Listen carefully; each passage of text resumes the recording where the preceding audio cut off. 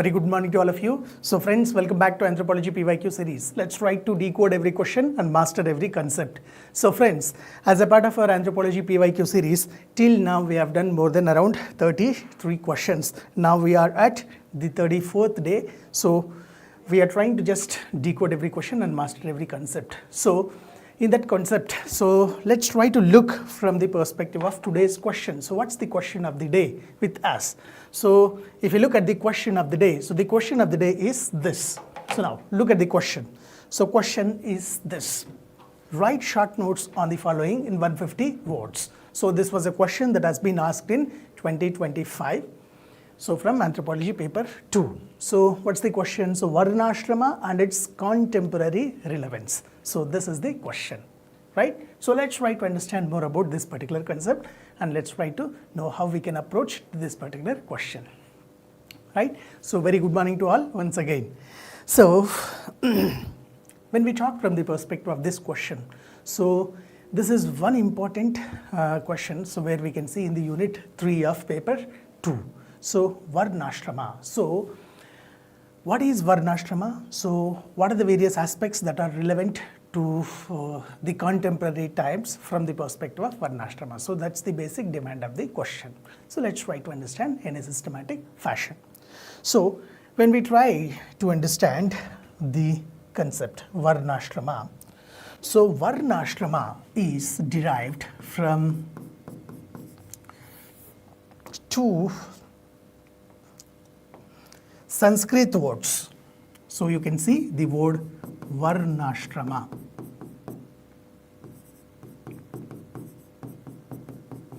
So basically Indian traditional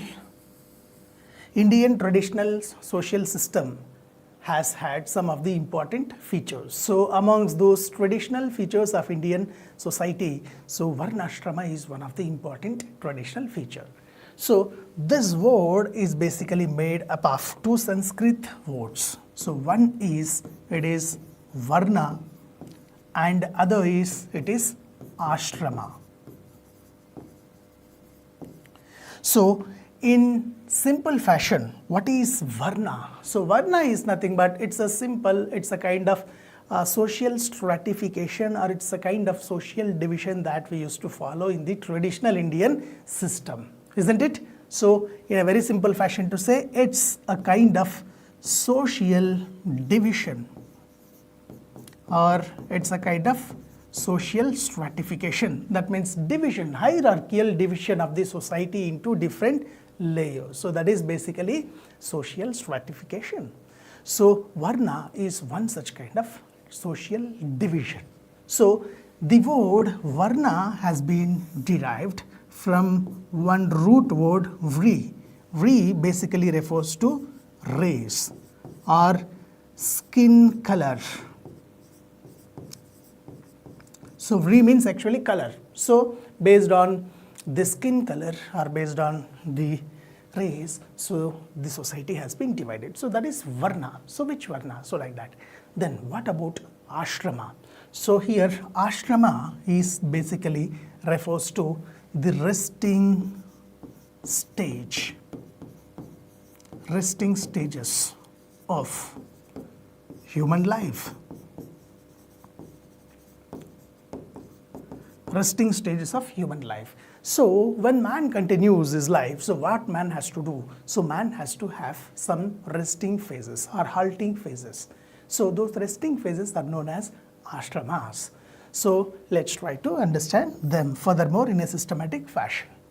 So ashram means the place where you will take rest. So that's one thing. Now, when we see from the perspective of the Indian traditional system, there were 4 ashramas. And when we see from the perspective of the Varnas, so there were 4 important Varnas, isn't it? So 4 Varnas were there and 4 ashramas were there. So in this fashion, so what the Indian traditional system was arguing was means, so we have to understand that there were 4 Varnas and there were 4 ashramas, and there were 4 purusharthas, and there were around some 3 important processes. So these were some of the things that every human being must follow, should follow. So being a member of the society, so he or she has to follow those things. So that's the basic thing. So now let's try to understand what were the 4 varnas, what were the 4 ashramas, what were the 4 purusharthas. So he has to follow. Now most of you are aware of these basic concepts. So now first let's try to pick and mention what were the 4 available varnas. So now you can text the 4 varnas from the Indian traditional society point of view. So can you text the 4 varnas so that I can write here? So 4 varnas.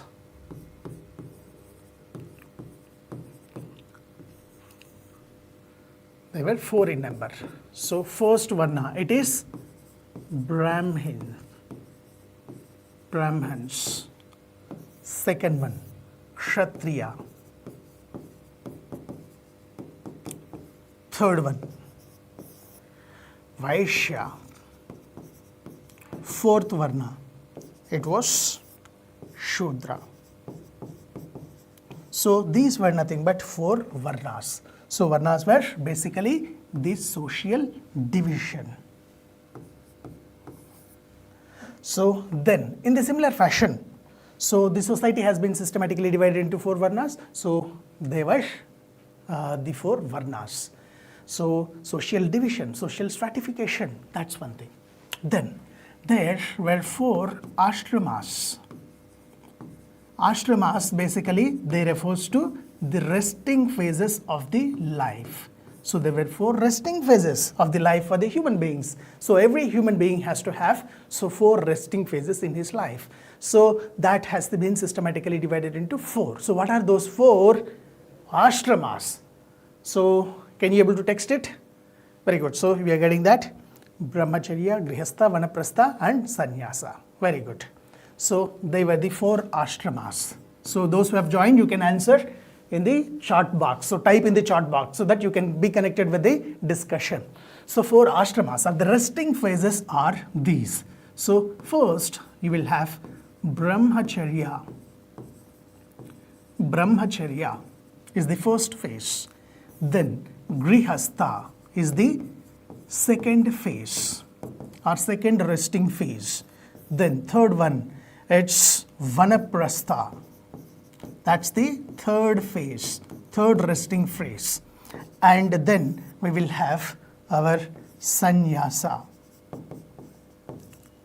So these were the 4 ashramas that are there in the human life. So ashramas are basically nothing but the resting stages or resting phases of the human life. So halts in the process of human life. So that's you have to remember. And in the similar fashion, there were 4 important Purusharthas. So what were Purushartha? So Purusharthas basically means, Purush means man, human being. Arthas mean meaning. So the meaning of the human life are the end goals of the human life. So there were 4 end goals of the human life. So what were those 4 goals of human life? Can you able to text it? So 4 goals of human life. So what were those 4 goals? Try to just text in the chat box. 4 goals of human life. So what were they? Now the 4 goals were, number 1, dharma. Second one, artha. Third one, kama. And the fourth one, moksha. So these were the basic end goals of the life of a human. Is that it clear? So now, what are these things? So we have to understand and how all these things are interlinked in the Indian traditional social system. Let's try to understand that also. Now, apart from this, there are three important processes that are there in the human life. So, three important processes that are central to the human life is that, so karma, then rina, and rebirth. Karma, rina, and rebirth. So now what is karma? Karma is nothing but all the actions that you do in your human life. So rina is nothing but there are certain vows that you have to just fulfill in your life. So there would be some rina towards your parents, Pitru rina, so rina towards your guru, so guru rina, rina towards your atithis, so visitors to home, so atiti rina, so the rina towards the God for giving the life and for supporting you, so that's Dev runa. So like that, so you will have different runas, so you have to just fulfill this process also. And then furthermore, so if you do not follow your dharma, if you do not fulfill your rina, if you do not go for a rightful karmic karmas, so then you will take rebirth into this world again. So that's how, so these three processes are central in the life of a human. So from this point of view, so entire Indian traditional social system, so Indian traditional social system is entirely made up of these components. So you should understand them. So they are all the basic components of the Indian traditional social system. Is that clear? Now, the question is how, so Varnashramas and its concept and their contemporary relevance. So Varna plus Ashramas, so it is together known as Varnashramas. So now, mostly you may not find that like relevance of Varnas in the Varnashramas, so where we'll talk more about the Ashramas, so that's how. So let's try to understand each of these things in a form of illustration, and then let's try to understand it in a systematic fashion. So let's try to check and let's try to take up the illustration. So a human life has to start with the very basic, that is the first stage of the life, that is known as brahmacharya.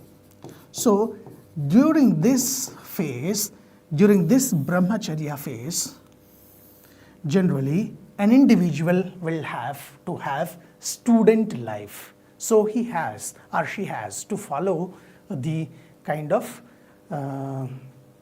the character building aspect that should be the central in the brahmacharya phase. So then from brahmacharya phase, so person will move towards the grihastha stage. So in the grihastha stage, what will be there? So grihastha stage is characterized by the person should get married and the person should go for procreation of the world. So with the help of like marriage, family, establishment of family, so there he has to lead a kind of householder type of life. So that's another important aspect. Then comes after grihastha stage, one should move towards the vanaprastha stage.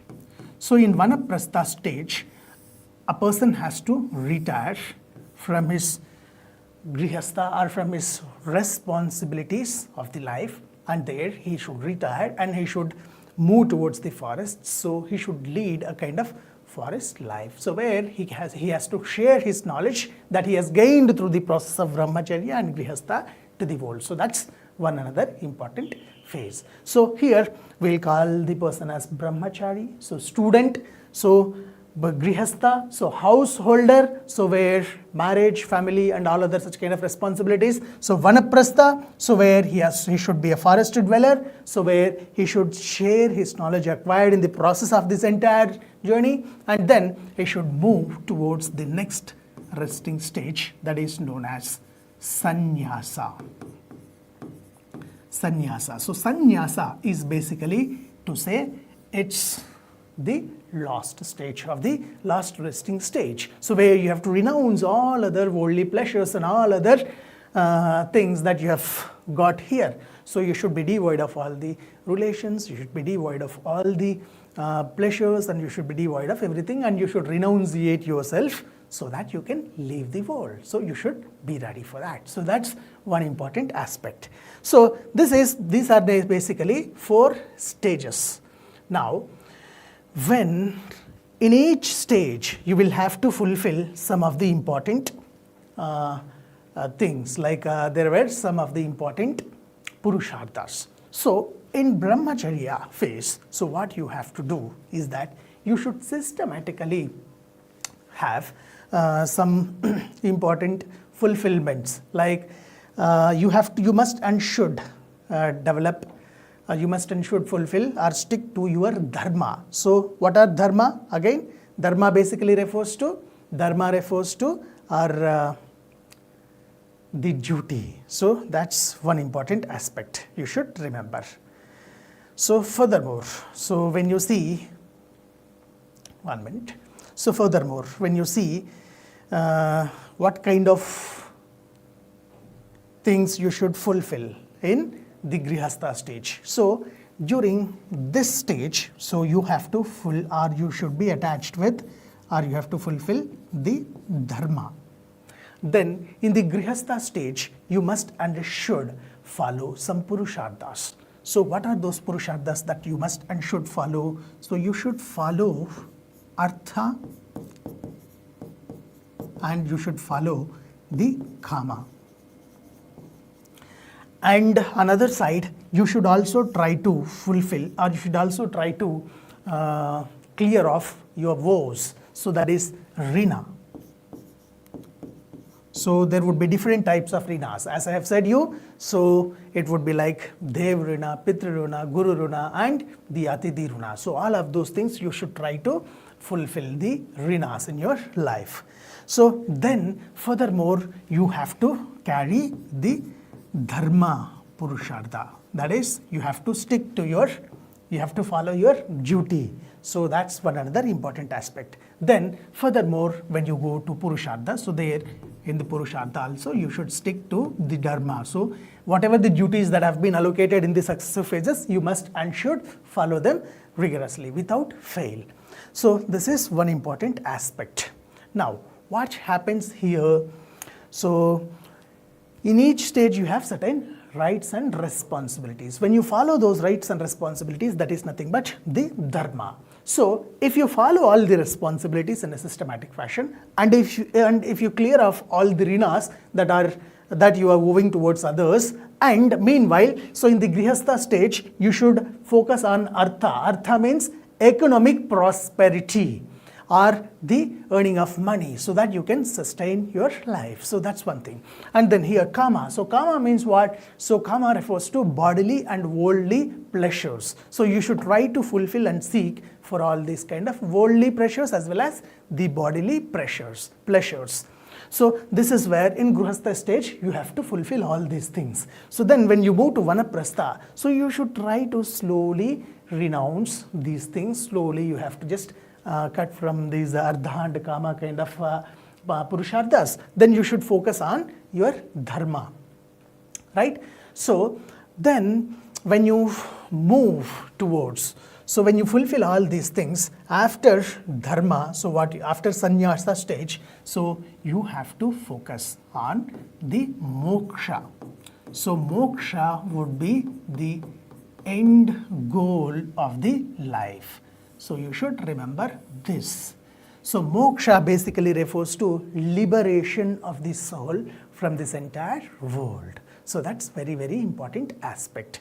And now, so how we will get the moksha? So when we fulfill all the dharmas, when we fulfill all the rinas, and when we fulfill all the responsibilities and roles in all these successive ashramas, so that helps us to get a reward. So when we see from the perspective of our works, so if we are fulfilling all of this, so then it gives us reward. So what's that reward? The reward is that, so you will be getting moksha.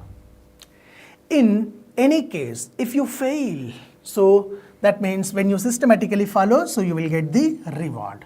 So if you do not follow, so then you will get punishment. If you do not follow, so that means there would be a kind of downward movement. So where you will further move towards the brahmacharya. So that's one important aspect that you should understand. So now what happens here? So systematically you will try to, again it will not be fulfilled, again you will move down. So there furthermore you will just become a brahmacharya by taking birth.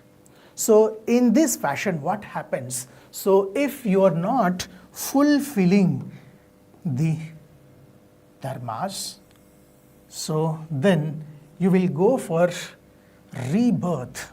So this would be one important aspect.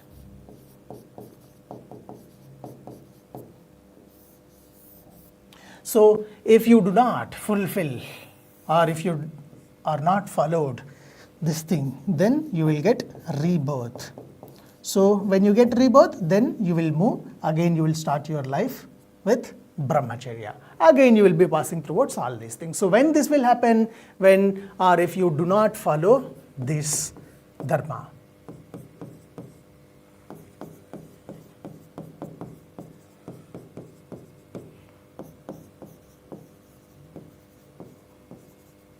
And all other responsibilities.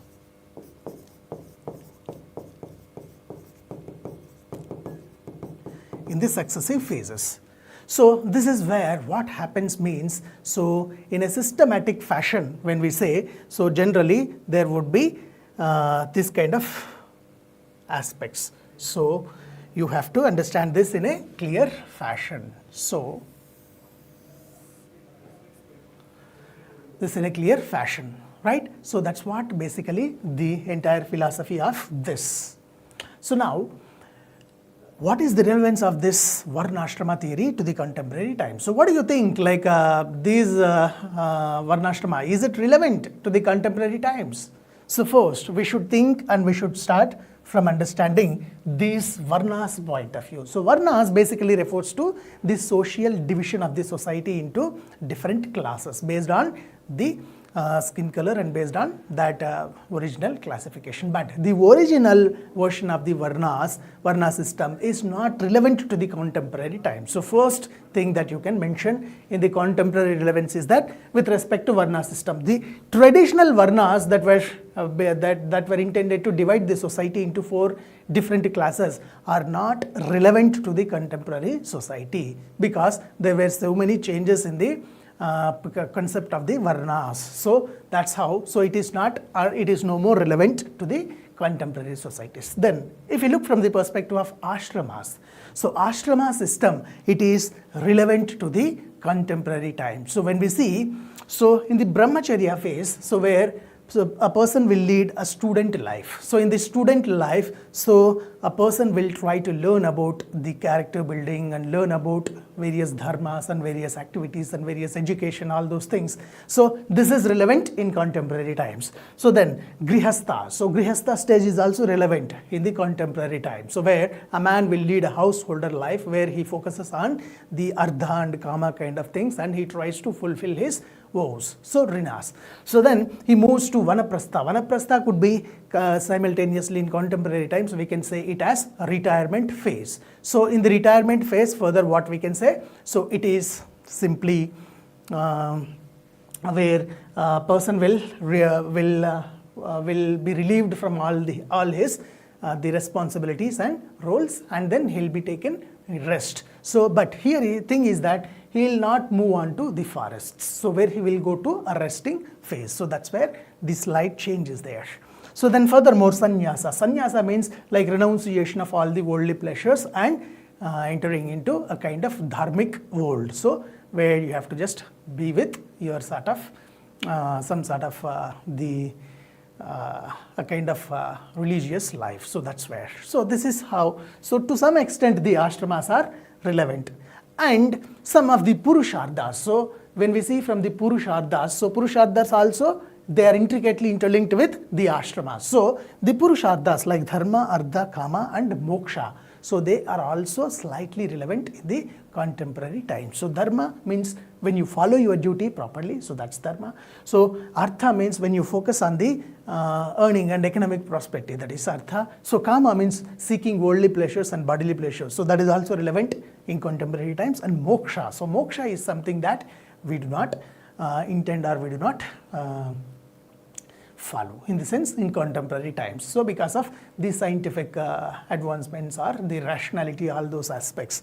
So then these three, karma, rina and rebirth, so they are also slightly followed in some of the sections. So that's how what you can say is that, so the entire concept of Varnashrama is not relevant as it is, but some of the aspects of the Varnashrama are relevant in the contemporary society. So that's where you can say, and that's where you can systematically address the answer and you can just answer it, right? So you have to, what you have to do, you should systematically take up and you should connect these things, and you have to say like how varnas are relevant to the contemporary societies, how ashramas are relevant to the contemporary societies. So in ashramas, mention brahmacharya. So explain what is brahmacharya. Then say to what extent brahmacharya is relevant in the contemporary societies. Then take up grihastha. So explain what is grihastha stage. So what are the basic characteristics of it. So then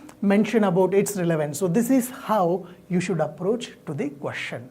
So most of them, what they will do or they have done is that, so they have explained the varnashramas. So they have explained, some of them have explained about varna, some of them has explained about ashramas, or together they clubbed and they explained only brahmacharyas.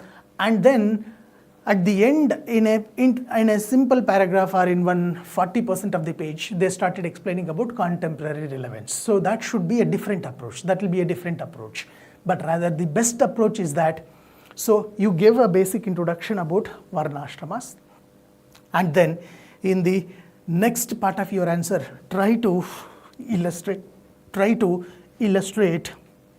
this diagram or illustration of Indian traditional social system, and then further you start writing about the contemporary relevance. In the contemporary relevance, you pick these sections and try to showcase, so to what extent they are present. So that would be the best approach that you can adapt to this particular question.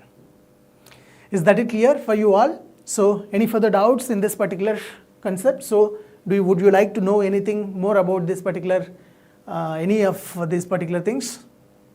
So are you clear now? Can you text what are ashramas? So ashramas are nothing but what?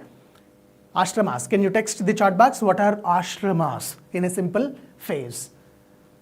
So what about purusharthas? Purusharthas means they are the end goals of the life. So ashramas, they are the resting phases of the life. So like that you should be clear.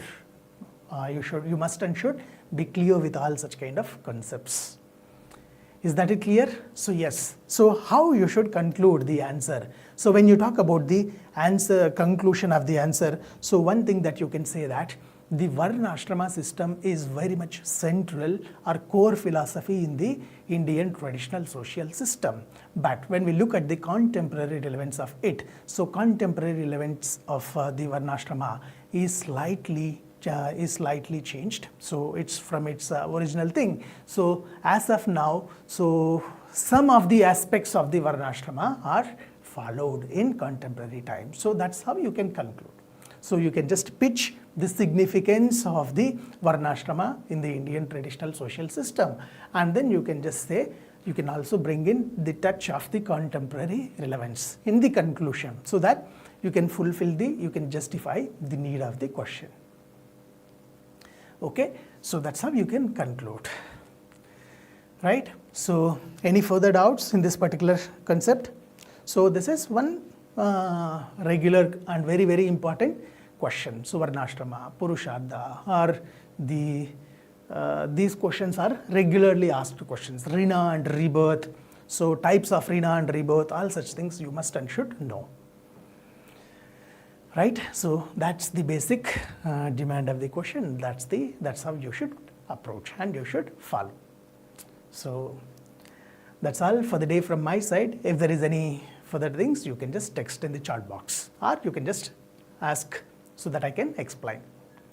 Right, so that's all. Let's try to wind off the discussion for today. So let's meet tomorrow with another important question. So let's try to discuss that also. So till then, try to write answer for the question. So try to just submit it through our Telegram channel so that I'll get to know whether you have understood the concept or not. So you can search Anthropology Guide Telegram channel. So there you can share your answer sheets. So thank you all for joining me with this session. So let's meet tomorrow again. Thank you all. Have a nice day.